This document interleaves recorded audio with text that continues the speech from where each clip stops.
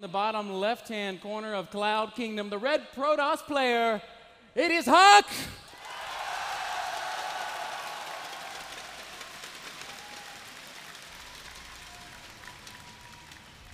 And his opponent up in the top right-hand corner of Cloud Kingdom, the blue Protoss, Slayer's Alicia!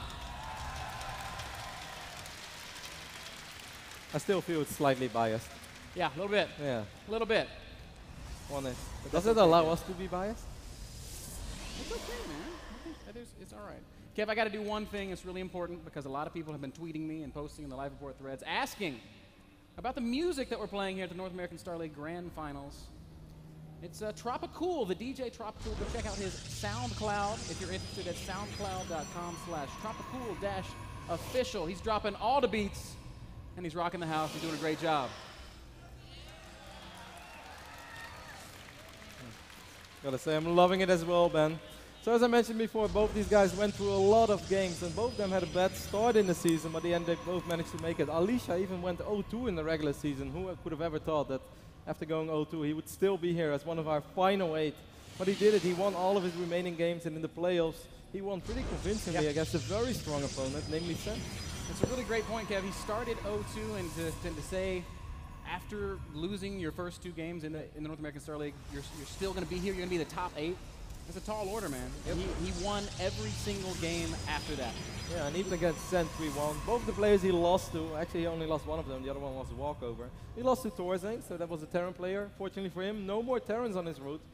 Well, HuK, we all know the story. Started off with 1 loss against Strelok, also a Terran player, no more Terrans around.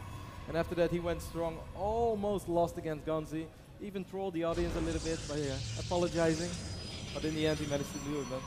Yes, he did, and now he is here playing in front of the hometown fans in Toronto, Canada.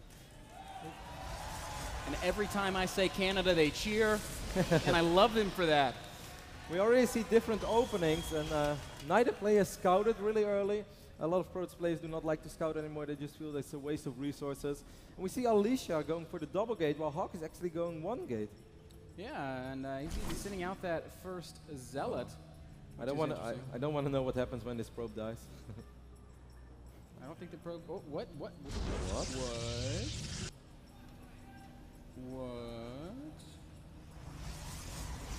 So why would you do that? Maybe he wants to add more gate, or he's just going to go for a super quick cybercore and go for a little bit of 2-gate pressure. This is the only way that I can possibly explain it. He's mining from both simulators, not with everything, with 5 out of 6 probes. And HuK is actually going 1-gate Twilight constant. Now this doesn't necessarily have to be bad, and it would actually be very good for HuK if he would spot this. But he did not spot it yet. Yeah, he's not looking like he's going to see that right He's getting the robo as well. Now it's actually getting a little bit risky. And this is exactly what Alicia wants. Alicia wants the units as far away from that pylon as possible so he can warp in behind those units. And we can see in the tab that warp gate is 25 seconds done from completing. He's getting his own Twilight constant as well, though. Yeah. Now, I think HuK's got a bit of a reputation as a DT player, but I don't think he's going to do that here with the robo already being down. But he hasn't started Blink.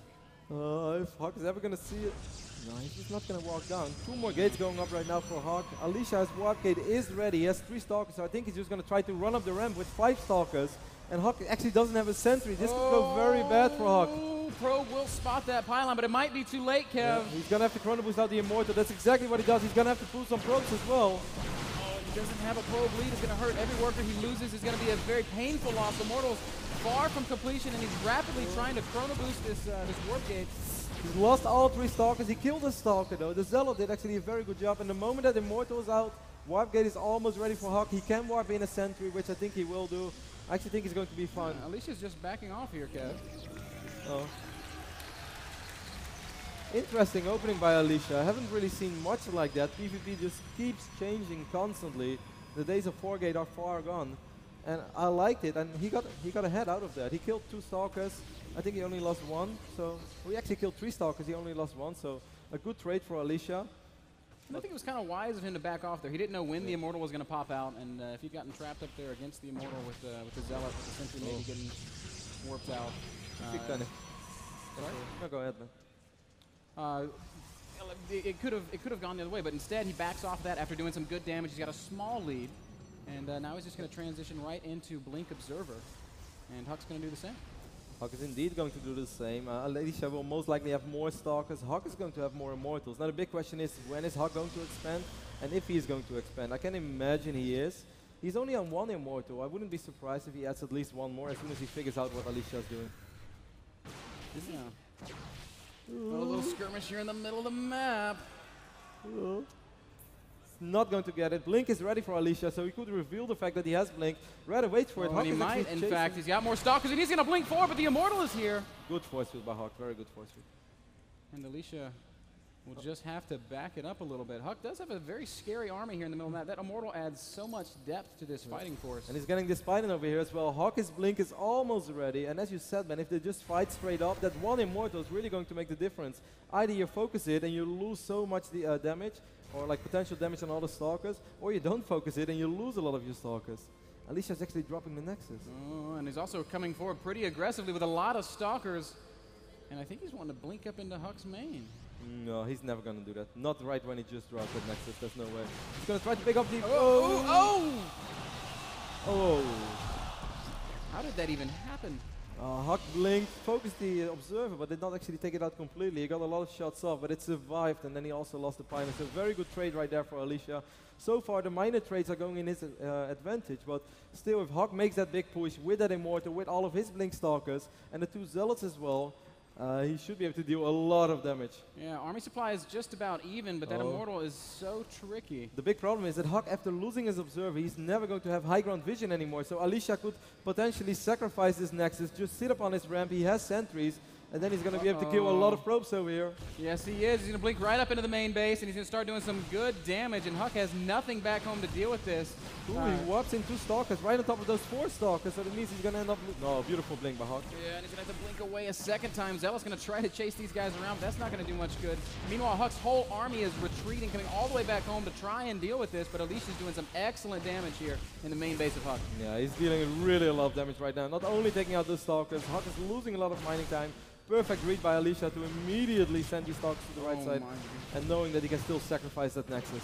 Yeah, huge damage being dealt here. Oh, nice positioning there by HuK. Alicia forced the blink there. But the Immortal's out right now, though, so these Stalkers are all going to fall. That's it. They are going to fall. You're exactly right. But I feel like the damage has been done. 15 worker kills, a lot of lost mining time. That puts HuK down on 14 probes against 26. But you know, it's still 1 base to 1 base. And if they fight immediately right now, that difference didn't really kick in yet. HuK did have a second Immortal, or I guess he cancelled it.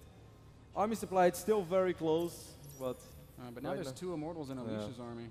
And HuK's going to blink right on top of it, and immediately he realizes that was a mistake, losing some Stalkers there and forced to back off. HuK down to 46 supply now against Alicia's at 71.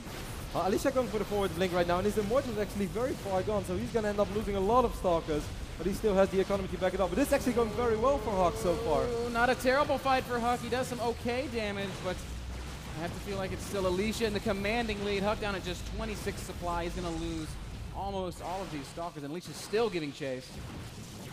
Now the economy really makes a big difference. We can see it on the right top. Alicia still has enough money to warp Stalkers in constantly, while HuK doesn't, and HuK's army is just not growing anymore. Yeah, he's got 4 gates, can't even really support them at this point. And a couple more Stalkers being caught out of position. Very, very well played by Alicia here in game 1. We often talk about how unforgiving PvP can be, and if HuK would have only been the one to kill the Observer instead of Alicia killing his Observer, everything would have been different. Yep. Because HuK would have still had high ground vision, Alicia would not have been able to counter in the way he did. The game would have been completely different. As it stands, Alicia going to walk right up into the main base of HuK and just start pounding away at the gateways. GG comes out of HuK, and Alicia goes up 1-0. Of course, we are in Canada, Ben, but we have to give credit where credit is due, and I think that Alicia played a really beautiful PvP there. The start, very unorthodox, haven't really seen it all that much. Just kind of banked on the fact that HuK wouldn't get a sentry, because I think if HuK would have opened differently, that would have been quite okay for HuK. If you drop the force field, the Zealot gets a couple of more hits off. But it was a beautiful read, there was no sentry. He picked the Stalkers off, retreated in time, and then later on, the moment he picked up that Observer, he knew that HuK wouldn't have high ground vision anymore. And he really made the best out of that situation. One small mistake, and things just kind of spiral out of control. Alicia leads 1-0, guys. We're going to take a very short break. when we return game 2, Alicia versus HuK.